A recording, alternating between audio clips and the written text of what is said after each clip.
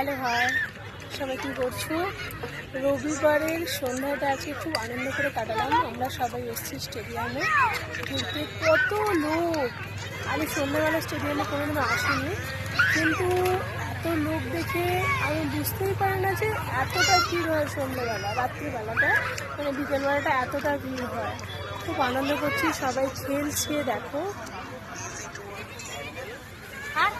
কত ভিড়।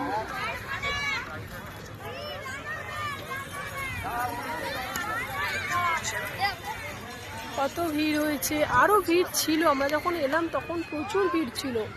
এখন আস্তে আস্তে আস্তে আস্তে পুরো সন্ধ্যেবেলা স্টেডিয়ামটা অন্য রকম, একটা আলাদা রকম দেখা।